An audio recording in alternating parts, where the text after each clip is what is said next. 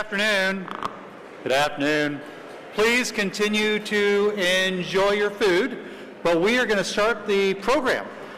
So it is my great pleasure to introduce to the stage Mr. Chris Corso with George General Contractors. Chris, come on up.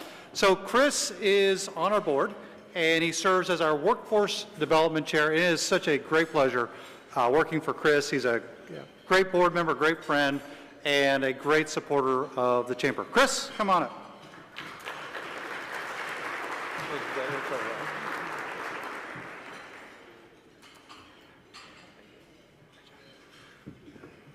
Well, thanks, Rob. I appreciate that. On behalf of Gary Joris and the 750 employees of George General Contractors, we're very pleased to be today's presenting sponsor for State of the County. You know, our mission at George General Contractors is to transform people and places. And one of the ways we accomplish that is by giving back to the communities where we live and work.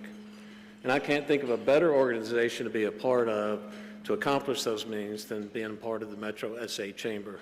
As I survey this room today and I look at two tables that Joris has right now, I see probably $2 to $5 billion alone worth of opportunity to be discussed at this room. And also this room is filled with a lot of other people that will be very interested in hearing the conversations that's about to happen right now. So without further ado, it's my great pleasure. I'm going to ask our President and CEO, Brett Finley, to get up and join me on the stage today, who has become quite close with the judge since last year. They had a great, it wasn't a fireside chat, but it might as well have been similar to a fireside chat. Brett has been with our organization for a year and a half now, is that right, Brett? And we're really great, honored to have him as part of Metro SA and the leadership that he's showing. And then obviously Judge Sakai, if you'll come up to the stage, he and his wife Rachel have been very much involved in the community over the years. I think most of y'all are aware that Rachel is an educator herself, the Harlandale School District. And Rachel, we thank you for everything that you've done in the community over the years as well. So without further ado, welcome you all, and we look forward to the discussion. Thank you very much. Well, good afternoon, everyone. Everybody hear me okay? No, I'm live, right? You can hear me? That's all you need to hear from me. I don't think you're on. Yeah, I think I'm on it. Well, before I'll try to project and we'll get the microphone situated. But Judge, thank you for joining us. We'll start with just a few opening remarks. We've got several, some soft-hitting, some hard-hitting questions and topics to go through today. But first and foremost, opening remarks from you, sir, and thank you again for joining us. Well, Brett, let me just say thank you to everybody here today. This is, to me, an honor and privilege to come address y'all, especially on behalf of the county.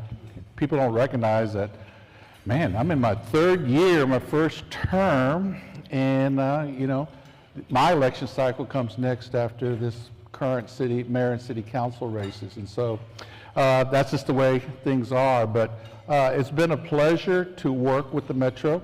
We've engaged in these State of the Counties, these fireside chats. So Brett, on behalf of the CEO, Rob and Chris, and Gary Joris, who I'm sitting at the table. Gary, I do have to make this comment. I've got the city of San Antonio, the Spurs, the baseball, UTSA. Gary, are you expecting an after party? And is that going to be a private party with those groups? All right. But obviously, this, again, it's my desire to express my sincere appreciation, recognizing that the county's in the house, and we're going to have some really great talks today. So thank you, Brett. Fantastic. Thank you, Judge. And so hopefully that's a lot better. I don't have to shout anymore. So before we get into some of those hard-hitting topics, though, I want to take you back. November of 2022, you assumed office in January 1 of 2023. Can't believe it's already over 2 years now into your first term. But take us back, you know, before you put your name on the dotted line to file and run for office. Any surprises along the way? Has it been the job that you expected it to be, you know, when you first started office? The honest answer is yes. There's been no surprises. Understanding that I've been in public service for nearly 30 years, 26 years serving on the district court bench, and then moving over to the executive branch of county government, succeeding my friend and mentor, Judge Nelson Wolf.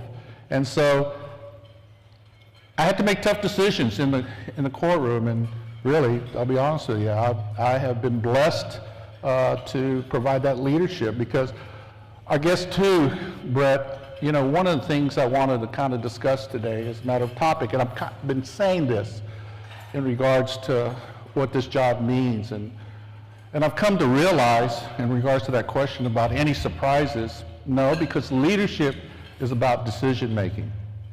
And I think that's what's a fundamental aspect of being a leader. Also, too, what I've learned is that you have to have a process and a system of accountability. I'm sure the business community in this room, that's how you are successful. And that's what I have tried to do for the county, is bring a process in to bring a sense of accountability.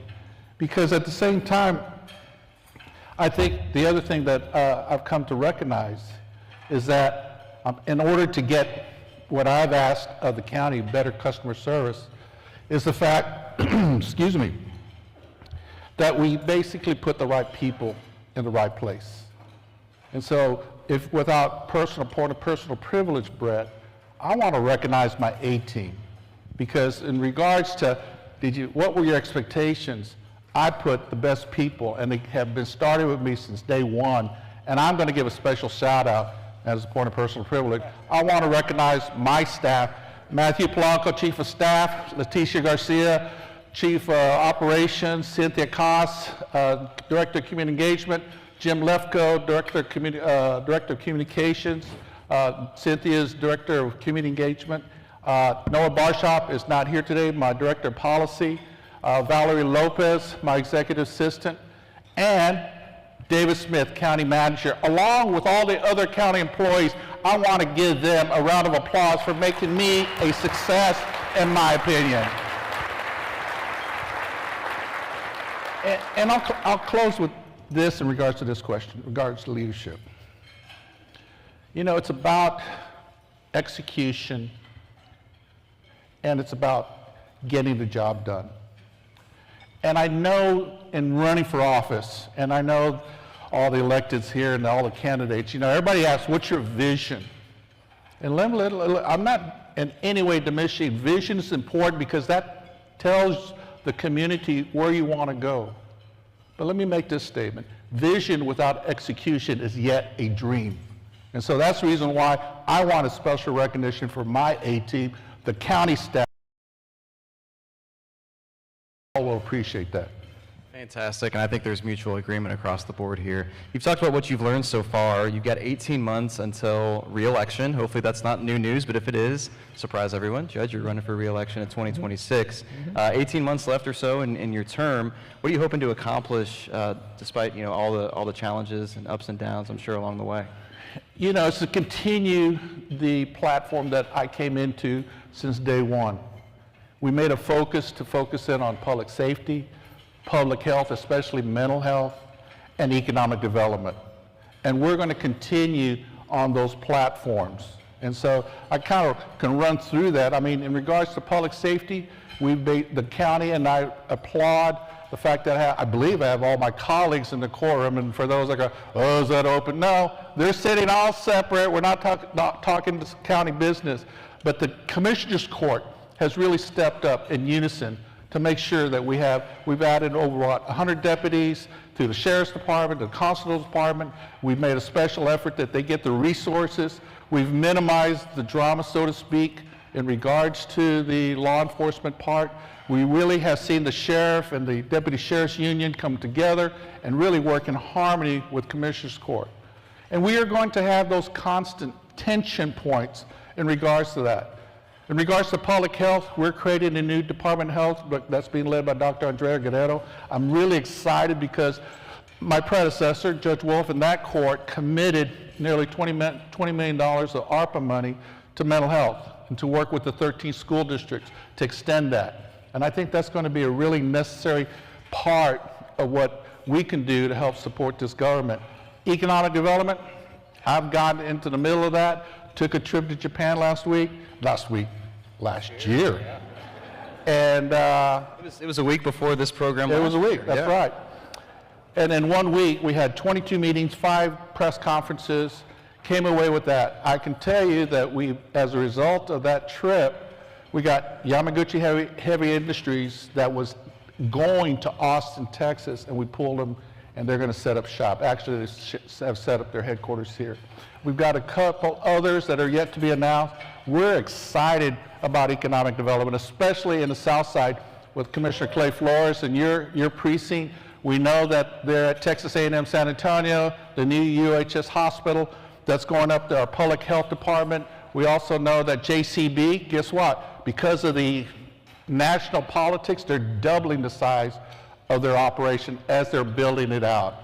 We've got Navistar, known as International. We've got Holt out there. We've got a lot of things going on that southwest sector, south side, and southeast over in Precinct 4 where Commissioner Calvert presides. So I'm really excited about the things that we're going to continue to do to get the job done. But I wanted to kind of let y'all know that's our strategy. That's our plan, to kind of stay in that and try to also address the needs of the community as they arise. The other part is obviously one shift that the county has made since I'm county judge is affordable housing. We have really leaned in to that, and we may touch that in regards to some of the issues we talk about today. I know some of those other strategic decisions that you've made in leadership positions within the county, the purchasing department, the elections department, the public works department. Talk about those staff changes and what the instant benefits you've seen on the county side with some of the leadership direction there. Well, like I said, putting the right people in the right place. And I believe they're here today.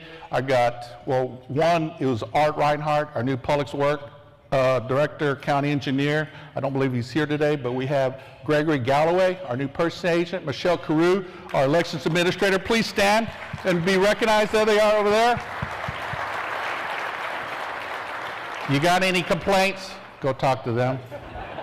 But one of the things that in putting the right people in the right place is that they have embraced what I've charged them to do, is to upgrade the technology, to embrace technology, to make it more customer friendly. And in our procurement in Alliance, and I think David Smith, as county manager, has led the initiative through Supply SA to really overhaul our procurement process that we know has become unwieldy. It really is a barrier to small businesses and the small business community in regards to certifications or how they get these contracts. And so we're really moving the county to kind of get out of what I would call the status quo. And I'm challenging them and I'm telling them, I need better customer service. And I do believe, and that's the reason why I wanted to give a shout out to the new leaders, along with all the other county departments. They have to pick up their game in order to meet the needs of our county residents. You mentioned the elections department. Certainly we talked about local elections. It's important of getting out there, turning the vote. 1.2 million registered voters in Bexar County, 9 or 10% voter turnout, 116,000 voters in the most recent local election. Do you take that as a challenge? What can the county do on the elections department side to help turn out the vote? If, I know obviously adding 2 additional days to early voting coming up here for weekend voting hours. What other things are y'all talking about internally to get folks out to cast their votes? Well, I think, and I'll give credit to Michelle Carew, even though she came in the middle of the city election, she came and hit the ground running. She brought technology. She upgraded the website. She's made it user-friendly. She's made it so that more information can come out. One of the things I want to applaud the Commissioners Court and my colleagues. Thank you. It was a decision we made at the last Commissioners Court meeting, and we had a majority vote. It was about $1 million, and what Michelle Carew came to us and said, Judge, we can increase the accessibility for the voters in order to hopefully make it more easier to increase the voter turnout, and that was for the deaf community. When I started on day one, the deaf community came to me and said, Judge, y'all really don't make any accommodations for us. And I said, what do you mean? There's no accommodations. We have to kind of figure things out as we navigate. And as a result, there were stories of people didn't vote. And so I said to that predecessor elections administrator, we have under the law to make reasonable accommodations. So what she did, she made the Frio Center, the elections department, an accessible site, one in the whole county. And I pushed her again. I said, that's not good enough. She went to 5, one in each precinct. And I still wasn't satisfied. Michelle came to us, and what we did is we spent, and of course I'm here giving some details, we just spent $1 million on iPads. And you're going, well, what does that mean? And what Michelle has said is, look, Judge, what we can do with the iPads is we have the ability to come to people, especially the seniors, people that are disabled, people that have accessibility, and we can bring our iPads to the car and so they can vote. And with the increased capacity and the technology know-how, we can then hook up with a nonprofit, DeafLink, who is providing interpretation services for us when needed. And so, to a certain degree, you're saying, does that make a difference? I believe that's the law. We need to provide reasonable accommodations. They weren't being provided, and I applaud the Commissioner's Court for supporting that initiative so that everybody in this room, including those that are disabled, the elderly, anybody that has a hard time voting. The other things that Michelle is going to work on, and I'm working hand in hand, is to make sure that we have as many polling sites for early vote, extension of those times, understanding that the county, especially in elections, we follow the rules from the state legislature. And that's what really separates us from the city of San Antonio. We are an extension of the legislature. So I'm not going to get into a political discussion of, well, there's these rules that perhaps restrict or narrow the access. But that is a big issue. And I'm going to be honest, I'm going to close with this. That's the reason why there was a lawsuit from the Attorney General against Bexar County on our voter registration. And I defended it on the principle of the constitutional right to vote. I was not going to shy away that everybody has a right to vote. And what we tried to do was increase voter registration by having a nonpartisan, independent voter registration come in and increase it, addressing the new residents into Bexar County. And obviously, our AG didn't like it. All I can say is we won in the courtroom. So we will shift gears almost entirely now and bury the lead no longer. Project Marvel, Frost Bank Center, probably folks are familiar with those conversations. A lot of unanswered questions still to remain. But I want to try to take this conversation piece and go in maybe sequential order of the requisite checkpoints that need to go along the way. Is right around the corner. There's a venue tax associated with the Spurs Arena. Can you give us some insight? Where does that currently stand, that effort, and some key conversations that are maybe happening behind the scenes with 400 of your closest friends and colleagues? Okay, Brett, you're going to have to help me. I could go on and I could go talk all afternoon trying to explain it. So I want to keep it as high level as I can so that the community can understand where the county is going. And today, I speak only on behalf of the county. There are multiple stakeholders in this. And also, I think that addresses an issue of the communication and the collaboration between the city, the county, the Spurs. And so, one of the things I want the community to understand is that, one, I don't want the Spurs to leave town. And they ain't going to leave town under my watch, all right? And so the other thing that I also want to make real clear is that this county venue tax, which is a funding mechanism, when the Spurs first alerted the county that they wanted to consider, we could have taken whatever paths. I decided what is a path to make it a win-win. So this county venue tax is part of the venue tax is a dedicated statute. Again, that's the reason why I bring in the law. It can only go for those projects tied to the venue. And I made this stipulation much like what I did for the baseball, which by the fact, I think we're going to touch that, but we're going to have a new baseball stadium. And so we wanted to use the same type of template, or at least that's what the county wanted to do. And so one of the things is I wanted to fulfill the commitment to the East Side community as it applied to the county facilities.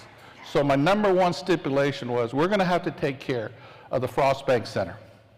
We're going to have to take care of the Joe Freeman Coliseum, which is right next to it, and we're going to have to take care of the Coliseum grounds that is all owned by the county. We needed to do that. Why? Because I've been asked, well, why you got to put money to Frost Bank? And I tell people, well, like your house, your home, you don't let it sit and just deteriorate. It needs a new roof, it needs electrical, it needs plumbing, it needs new HVAC, it needs new, and this, obviously for the Frost Bank, it's going to need a technological upgrades. You just have to.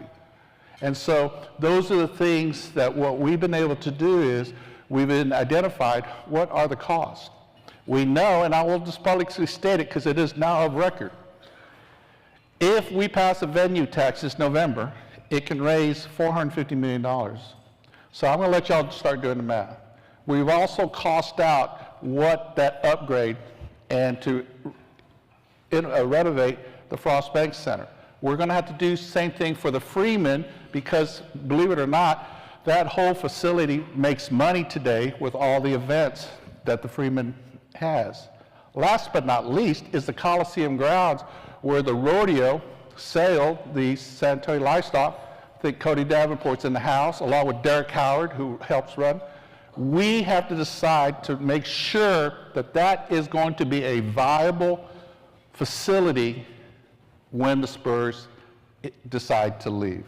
And those are all current negotiations.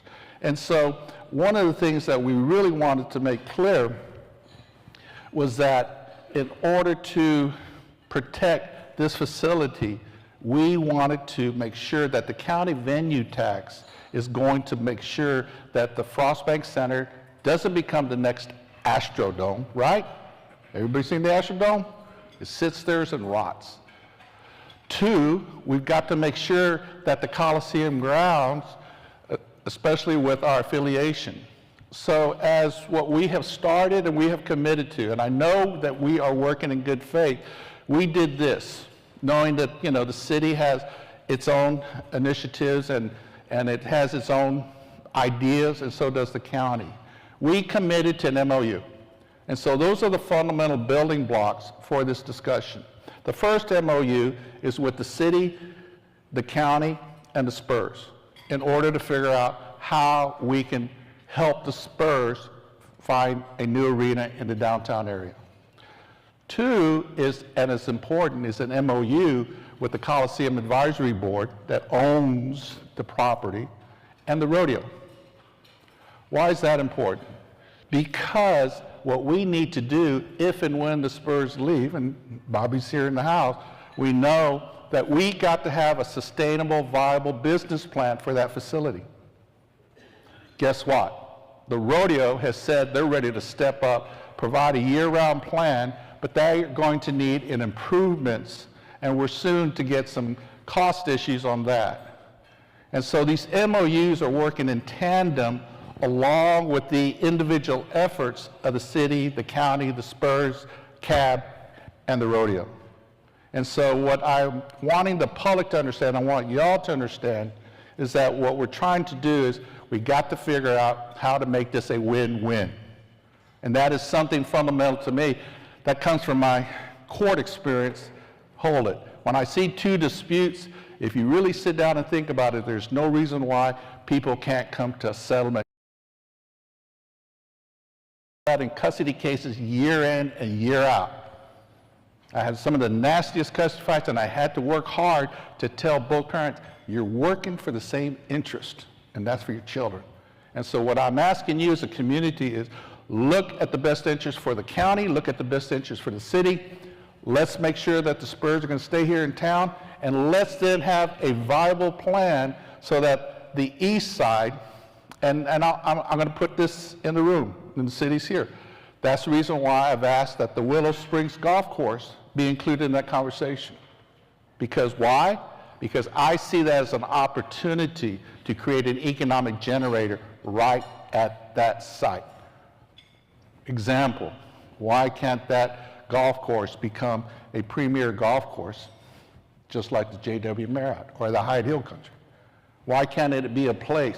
It's got Salado Creek going through it. Why can't we make some improvements with the San Antonio River Authority? Those are ideas I'm throwing out to see how we can move forward in a win-win situation. So Brett, that's kind of high level.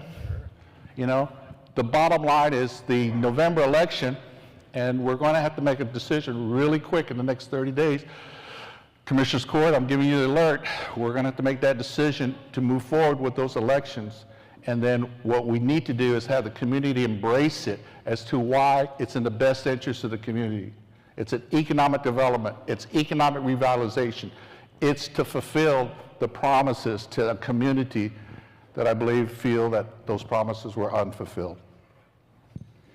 Project Marvel, I mentioned, it's not only the Spurs Arena. Can you talk through the funding specifically on the county's portion for the arena, but then also any other ties to the project, right? We have the land bridge, the courthouse, the chiller plant relocation, convention center, obviously, so many different elements. It's not only the Spurs Arena. There's 7 or 8 different projects over a 15-year runway. Talk about the county's involvement, if any, on other aspects of Project Marvel. I have specifically stated what the county's interests are. The county facilities, the redevelopment around those facilities, and whatever we can do for the Spurs. That's what we're working on now.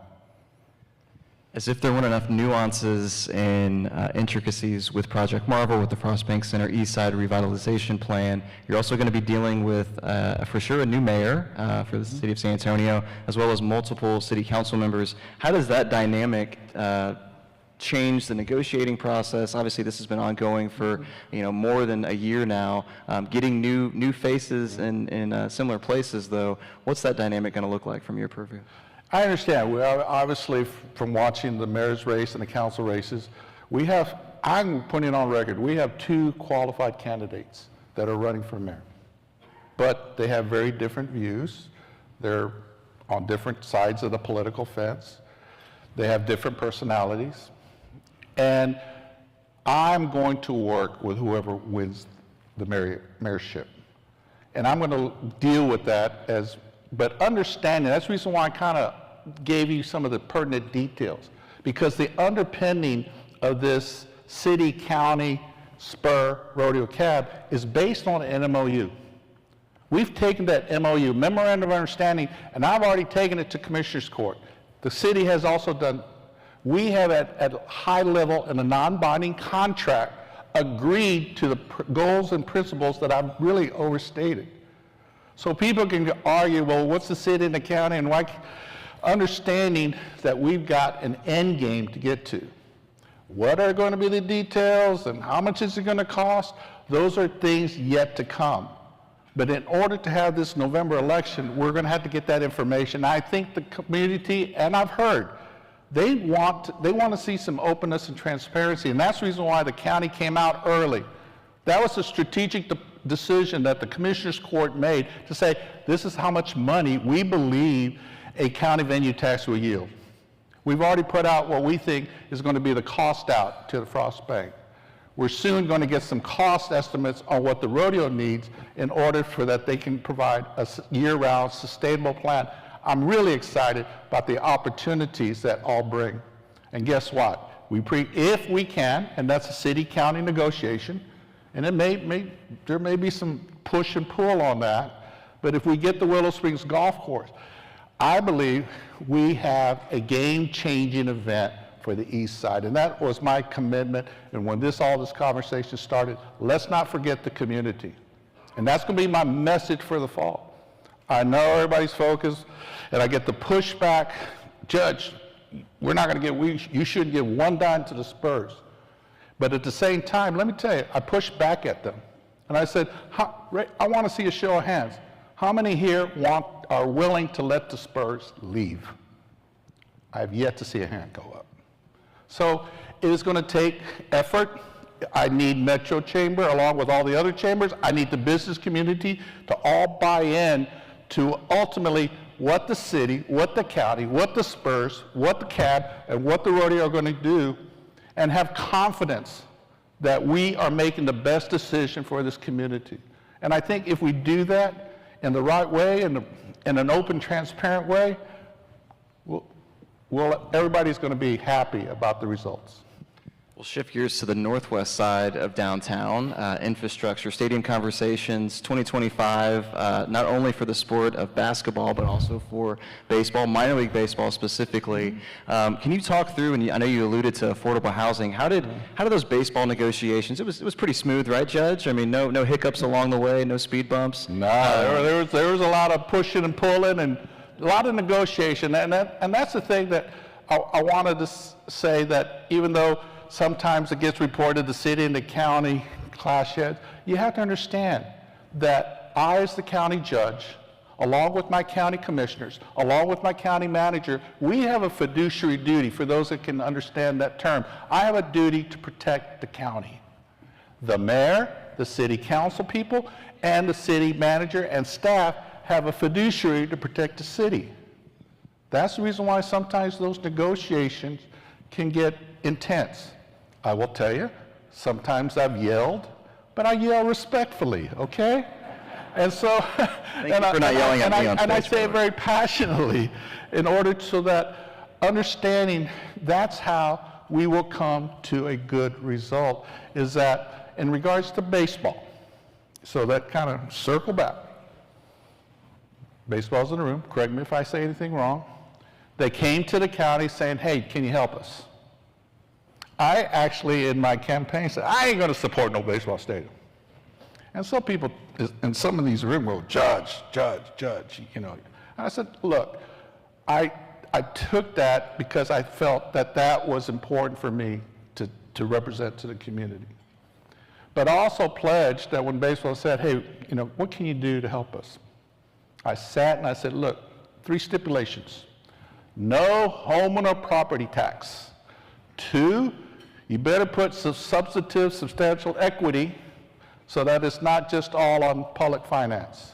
3 is, if we're to create a new stadium and facility, we're not just going to give it to you and give it to the ownership. We'll create a city, county, local government, governmental entity. And so they took off and they came back.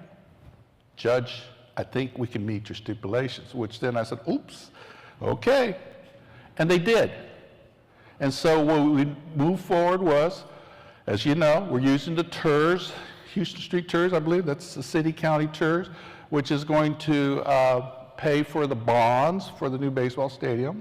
No homeowner property tax. 2, what we're going to do is they were going to say, this is how much money we put in. And it was good enough for me. And then 3, we created a local government, San Pedro Creek thing, I don't get all the names right, that will collect rent, an annual rent for the baseball ownership. We'll take a part of the ticket prices, and we'll get parts of the parking with the new parking garage that we put in. And so it fell into place. Now, we did hit some bumps. We had some of the local residents in an apartment complex that was already bought up by the Western Urban Group.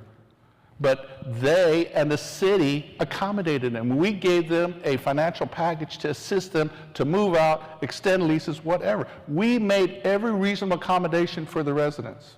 But, but unfortunately, a lot of it got played out in the media, and then certain voices were always heard above others. But we were able to move forward. And my last report is we've been able to really take care of everybody that was affected by that. Now, in regards to the affordable housing and the school district, they were tough. They were very tough, and I understood that.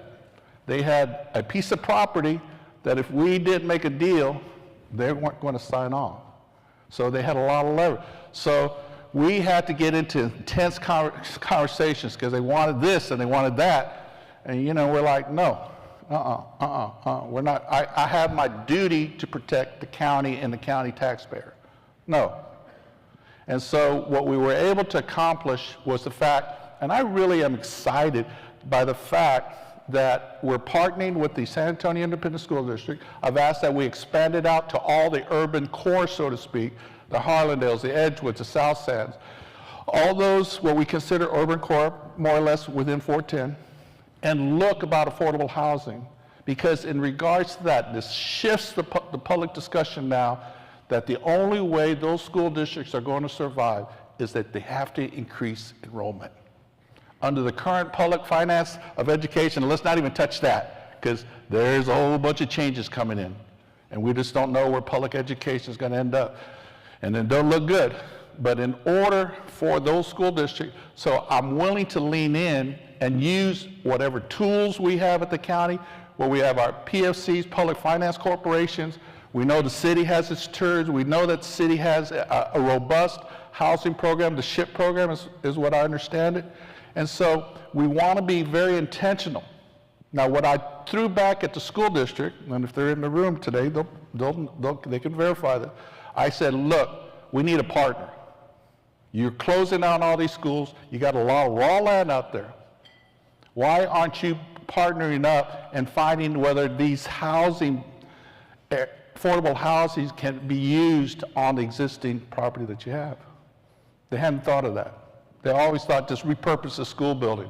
I said, in some situations, you just need to knock it down and figure it all out. Those are ongoing conversations. And I closed with the school district, and if they're here, I don't know if they appreciate this last remark. I said, look, you want to be partners with the county, you want to be partners with the city, then you got to step up. And they go, what are you talking about? I said, you're going to have to upgrade your schools. You're going to have to make sure that people want to go to your schools in your district. And that's on you. We can bring in all the people in, and if they go send them off to private, charter, and parochial, no net for them. And so I kind of pushed back by saying, if you're going to partner and be part of economic development, then you got to put some skin in the game, so to speak. So that is some of the conversations I've had in this negotiation. I think those are positive conversations, some really brutal, frank, candid conversations. But I think that's what this community needs, is to understand we've got to work together. But we have to all pull our share, so to speak. We have to all be held accountable. And so that's what's exciting about the affordable housing. Can we build up the inner housing stock in the inner city? Can we build up the enrollments in our public schools? Can we keep them viable? Because I'll be honest with you, to look at well, if that doesn't happen, then we'll have to make some really tough decisions. A critical part of economic development, as you're alluding to, is getting folks from where they live to where they work and where they want to have fun and enjoy themselves in the San Antonio Metroplex. I know part of regional connectivity is there's been conversations and your strong relationship with Judge Andy Brown from Travis County. Certainly, I think that can continue to be advantageous for folks here in Bexar County. Regarding infrastructure, though, and I know the Alamo Regional Mobility Authority just approved a slate of new projects. So kind of take this where you want to go in whatever direction, Judge, but passenger rail, high-speed rail, right. There's conversations happening. Is that a, long shot if at best? And then on the Alamo RMA. Well, let's start with rail. One of the things is that in my starting to be county judge is to connect. So I made a special effort to connect with Judge Andy Brown, who, by the way, is an attorney, who, by the way, actually practiced law in my court, so we already knew each other. And so we were just kind of, oh, yeah, I remember you, you remember me. And so we had an ability to connect, and he was just the big advocate for rail, high-speed rail, in fact, between Austin and San Antonio. And I helped Andy by saying, Andy, there's a lot of history to this, a lot of history, and a lot of damage, so to speak, to people who really stuck their necks out and perhaps their wallets out to try to get high-speed rail. And it's such a very highly political charge, but I stood with him, and I was on a train with him to Austin from San Antonio on Amtrak, and we were trying to figure out, again, trying to find solutions, trying to find ideas, trying to innovate. And I'm going to be real blunt. I don't know where it's at. Judge Brown is committed to do that. But I want to leave this in the room, and this is something I have put out. Okay, and understand one of the real impediments of high-speed rail is the fact that the current track is owned, controlled by Union Pacific, and I understand. They made it real clear, and I didn't demonize or criticize them because they're a business. And they said, Judge, we are making so much money on commercial traffic. We can't share. We're not able to share that track. I said, I get it. So I'm going to leave you with this. I said, and I told Judge Andy Brown this, I said, I don't know where we're going to get a rail between Austin and San Antonio, which I would love to in order to get people up and back. People would go to Austin and party, people come to San Antonio and party, whatever they want to do. But I've said, let's look south. And I said, and everybody looks at me, yeah, let's look to Laredo. I think that's viable. I think with our congressional support, understanding that is going to have to probably be heavily subsidized by the federal government. And right now, I don't know how we rely on federal government at this time, but that's just the way it is. But why not? Because we know that Mexico has, with the current president, an initiative, and then we'll see if that's fulfilled. They're going to put high-speed rail from Mexico City to Nuevo Laredo. And the conversations there are, where's the connection to the United States? So why not start from a pilot project, so to speak, Laredo to San Antonio? I'm going to let that stew in the room and figure that out, because obviously I need people in this room that have the expertise with that. But in regards to the RMA, quite frankly, when I started, a lot of people go, and I didn't really know the RMA. What's the RMA? It's Regional Mobile Authority. They're collecting the license fees, and it's for road infrastructure. And I said, well, what do they do? And they go, well, Judge, they really haven't had any big project. I said, well, and I think years ago, I don't know whose idea, but there was a thought to create a tunnel from the airport, and that guy named Elon Musk, let him put a tunnel from the airport downtown. And I go, well, I don't know about that one. And so I engaged, I put a couple appointees on there. Tom Wendorf, Mayor Suzanne de Leon got put on by the RMA by me, putting the right people in the right place.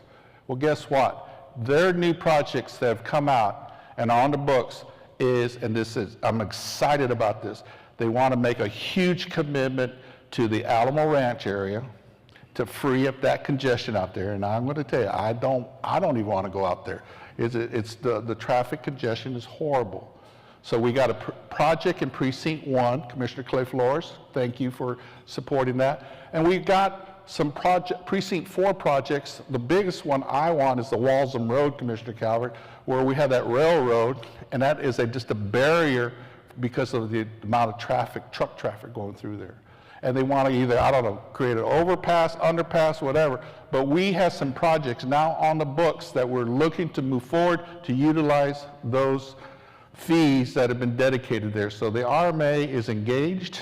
I'm proud that they're moving forward. I know that David Smith, County Manager, you're the designated representative for the county on there. So we're going to make things happen with the RMA. I know we're running short on time, but I'd be remiss if we didn't touch on public safety. I know you've done a lot of work since your start in office there. Can you give us an update on the plan that you've put in place and the progress report so far? And I got to give, again, Cynthia Koss, my Director of Community Engagement, she put together the Public Safety Committee. If you all recall, my first year, we had the San Antonio Police Department, the union and the DA really point fingers because there are all these violent offenders shooting at police officers shooting at, and there's this blaming each other going, well, who's responsible for this? Well, I work the court system. It is a complex process. The sheriff's involved, the law enforcement's involved, the court system, the judges, and obviously either city council or commissioner's court, we got to pay for it. So, when we create all this drama and come with no solutions, and we're just literally throwing, so I said, no, we're going to bring everybody together. So what we were able to do is identify certain aspects of our justice system. We looked at our magistration, we have a thing called double magistration. We have the fact that we have a diversion program at the jail along with CHCS and UHS. We've asked them, look, how can we move people in and out, understanding that our jail, and my commissioners know that, it's overcrowded, it's packed, we're sending people to other counties. And so we've got to come up with diversion in order to get people to the right place. And you say, what does that mean? We've got a lot of people that should not be sitting in our Bexar County jail. And you're going, what do you mean? We got people that are mentally ill. They've committed a crime. They're probably a danger to themselves or other, but they're mentally ill, and they shouldn't be in there. They should be in a forensic bed. And that is something I have constantly been trying to work with my chief of staff to build that capacity. We also have people that have been declared mentally incompetent and again should be sent to a state hospital. Guess what? The state doesn't take them because they're full. And so what we have is, and then we have, unfortunately, low-level offenders still that because of whatever, they can't bond out of the jail. But I can tell you that we now have a district attorney, we have the judges, we have law enforcement, all working together because they're communicating with each other. And they're being told, you guys better come up with solutions other than telling Commissioner's Court, we need more money. I'm sure that's what happens over at City Council. We need more money. And that's not necessarily going to fix it. Remember what I talked about. It's about process, it's about accountability. And that's what I try to demand of all the county departments. So in regards to public safety, that's really one of the #1 issues. One of the other pledges that I made was that county government would be more open and transparent. Well, guess what? We did town hall meetings, and from that we learned that public safety and the issue of homelessness, the unhoused, are really the top issues. And so this community is demanding of its elected officials that they want to be kept safe. Now, some of that is exasperated because we have a media that every shooting and every crime, unfortunately, makes the evening news, and we have to kind of deal with that. And so the challenges to the Commissioner's Court, the challenges to the City Council, the challenge to all of us is how do we work together? How do we communicate and collaborate and come up with the right understanding? There will be times where we will disagree, but as county judge, I will always respectfully agree to disagree. And I hope that we will get back into that discourse. Can we have lively debates, but let's not get so personal. Let's not get so partisan. Let's not get whatever we do that breaks communication down. So for my vision, so to speak, is that we try to help this community understand that we're all in it together, and I need you. I'm going to need you for this county venue tax. I'm going to need you to continue to support my commissioners and the Commissioner's Court and help us understand what your needs are too. Because I haven't even touched the procurement, well, I did touch procurement, Supply SA, our purchasing agent, Gregory Galloway. And what we want to do is make sure that small businesses are thriving, that they are not being inundated with fees and regulations and whatever else things that we can put as impediments. But also understand, we're going to have to make the deals with the Toyotas. We're going to have to make the deals with JCB. And there's going to be people in our community go, why are you doing that? Because it's in the best interest of everybody. And I hope that we all understand we're all in this together. I was going to ask you for closing remarks, Judge, but I think you already I made my closing statement. took the mantle there. Yeah. At this time, I'll invite Rob Killen up for some brief closing remarks. But Judge, I think by evidence of today's conversation, your hard work over the 2 years in office, thank you on behalf of the San Antonio business community, our organization. You're not short on challenges, but I think the opportunity for San Antonio certainly at a transformational time and a pivotal moment in our city's history and county's history for that matter.